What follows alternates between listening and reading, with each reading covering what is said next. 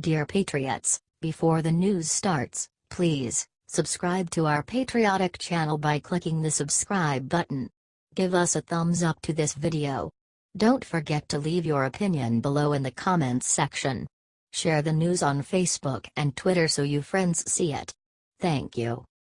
Busted Hillary Clinton lawyer Cheryl Mills just got crushed by karma like never before. A judge in Maryland just slammed Hillary Clinton's shady lawyers with a heaping spoonful of justice on Monday. Circuit Judge Paul F. Harris Jr. ordered the Maryland bar to investigate Cheryl Mills, Heather Samuelson, and David E. Kendall for destroying thousands of Hillary Clinton's emails. Ty Clevenger, a New York attorney hell-bent on attempting to prove Hillary Clinton committed perjury, filed a complaint against the lawyers, saying they should be investigated for wrongdoing. Judge Harris commented that Clevenger's complaint appears to have merit. Former FBI Director James Comey declined to pursue charges against Clinton for using a private email server as Secretary of State, compromising classified information. The FBI offered Cheryl Mills and Heather Samuelson immunity for their testimony. Things are finally starting to catch up to Hillary Clinton. The process is slow. She's a big fish to fry and she isn't going to get busted over just anything, even if the least thing she's done would put an ordinary person away for years and years. The evidence is piling up though, and we're here to document all of it. The lawyers are now under investigation. The truth will come to the light. The media isn't going to advertise this one, so share it far and wide, patriots. HT Fox News.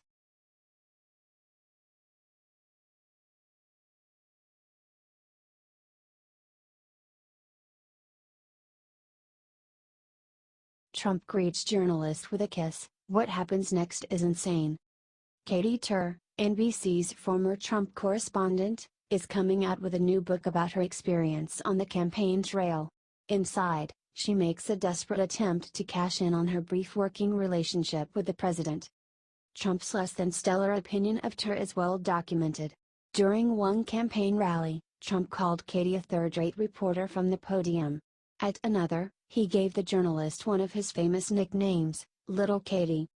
Tur doesn't seem to care much for the president, either. In her new book, she includes a stunning passage that seems to accuse the president of something ridiculous. Before I know what's happening, his hands are on my shoulders and his lips are on my cheek, Tur wrote of a meeting she had with Trump. My eyes widen. My body freezes. My heart stops. The implication is pretty clear. Through coded language, Tur is desperately trying to evoke sexual assault. But all it was a friendly kiss on the cheek. It's a standard hello shared by many presidents, including Obama. Tur knows this and the media knows this, but they don't care. All they care about is feeding the lie that Trump disrespects women. Share so that Tur's story is seen for what it is, a baseless attack on the president. We can't let this anti-Trump reporter control the narrative on this story.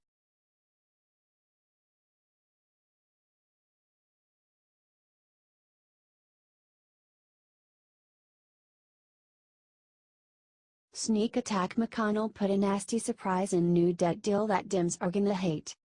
Y'all should know by now that I, Danny Gold, give credit when and where credit is due.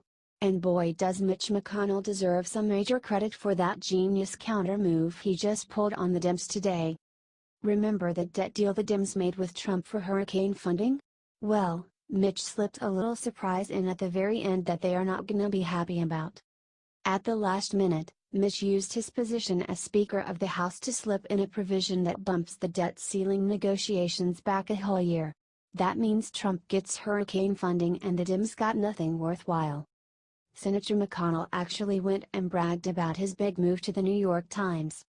Since I was in charge of drafting the debt ceiling provision that we inserted into the flood bill, we likely, almost certainly, are not going to have another debt ceiling discussion until well into 2018. One of the advantages of being the majority leader is you control the paper, McConnell bragged to the Times. I wrote it in such a way that it does not prevent what is frequently done, which is the use of extraordinary measures. The minority leader and his team were trying to get us not to write it that way, but I did write it that way and that is the way it passed. Seems like this is a big win for Republicans who are hoping not to have more debt ceiling negotiations until after the 2018 elections. Still, President Trump has yet to comment on McConnell's move. If you all are glad that Mitch McConnell actually did something as the majority leader for a change, let him know it by getting this shared out on FB, Twitter, and whatever else you can think of.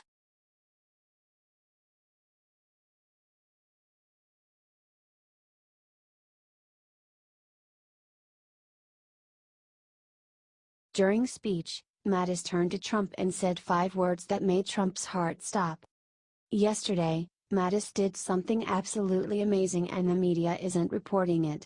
The day began with a moment of silence at the White House and then the President and the First Lady traveled to the Pentagon to speak in front of the memorial of the plane that crashed into the building killing 125 people. The stage was right in front of where the plane flew into the building, and the Pentagon unfurled an American flag over the crash site for his speeches. Mattis gave remarks commemorating the 3,000 lives that were lost that morning and then critiqued the temporizing of the fight against radical Islam. It was a shot at the Obama administration. We Americans are not made of cotton candy.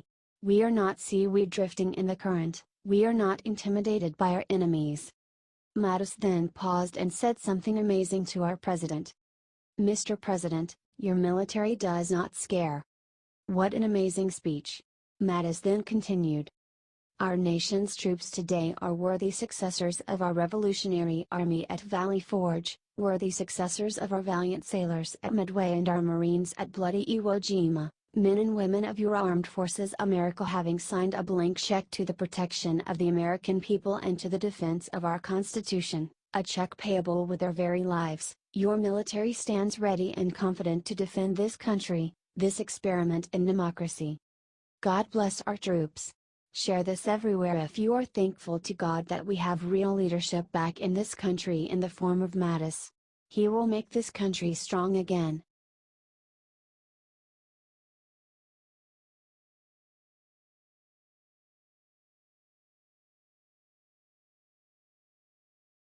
Reporter just asked Hillary if she kills people, suddenly all hell breaks loose.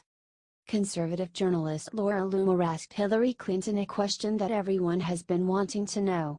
She asked, "What happened to Seth Rich?" "Hi, it's so great to see you. Thanks for having me," said Loomer. "So the American people would really like to know what happened to your 33,000 emails?" "Ha ha ha," Clinton said back. "What happened in Benghazi?" asked Loomer.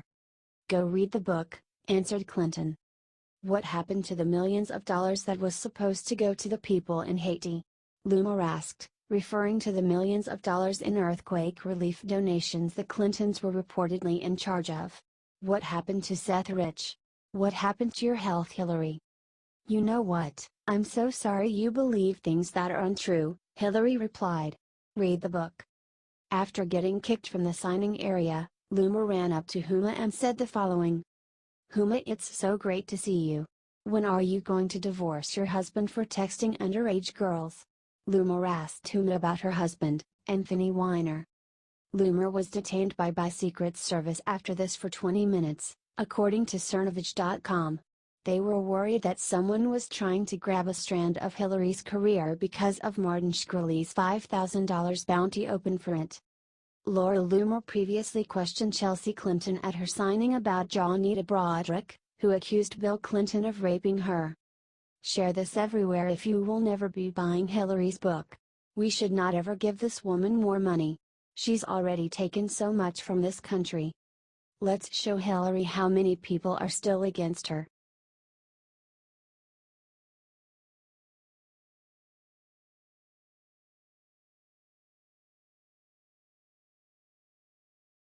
When anchor called Trump a white supremacist, Tucker Carlson blasted ESPN with the cold hard truth. Progressives have truly been ruining some fine American institutions, and ESPN is a prime example. The whole network has been hemorrhaging subscribers after a sudden hard left turn after being acquired by Disney. These are the same guys who wouldn't let an Asian American anchor named Robert Lee comment on a football game at the University of Virginia because someone might be offended. Yeah. They're that crazy. Now, what did ESPN do about this offensive tweet? Not much. The network released a statement the next day saying the comments on Twitter Jemele Hill regarding the president do not represent the position of ESPN. We have addressed this with Jemele and she recognizes her actions were inappropriate. Oh, really? If she recognizes that her actions were inappropriate, why didn't she delete her tweet? In other words, nothing happened. Tucker Carlson at least was paying attention and was willing to call out Hill and ESPN, calling her statements a bizarre Twitter rant, saying ESPN stood for endlessly stupid political nagging, recalling that when Glenn Beck said something similar about Barack Obama, the world stopped. When asked to comment, Carlson's guest Fox Sports reported Clay Travis said of ESPN's comment, "It means that nothing actually happened because Hill is saying what the higher-ups at ESPN believe. I think this goes all the way to the top. Tucker. Disney and ESPN have decided we want to be a left-wing sports network." Boom. Said but true, folks. Another thing leftists have destroyed. Share this out if you are joining millions of others and turning off ESPN. HT The Hill.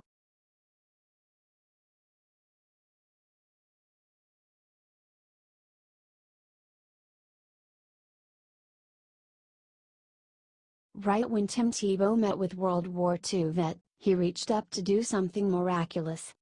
Former quarterback Tim Tebow has frequently been mocked by the left for being a Christian. Tebow just lets it all roll off his back and uses that faith to do good works and serve his community. That kind heart and gentle soul was on display in full force on Monday, as Tebow, a Florida native, spent time in a hurricane shelter with evacuees of Hurricane Irma. One person he visited was extra special and elderly World War II veteran who seemed so happy to chat with Tebow that he brought out his harmonica and played a little tune. Tebow said the veteran totally uplifted his spirits, and from the look on Tebow's face when he's listening to the vet, you can tell he means it. Tebow was a star quarterback for the University of Florida football team, and went on to play for the Denver Broncos and the New York Jets. He later switched to baseball and now plays in the New York Mets' minor league system. Tim Tebow is a humble, kind celebrity who is frequently spotted showing enormous grace and class. He's exactly the kind of guy we need in popular culture for kids to look up to and emulate. Share this out if you agree. HT Fox News.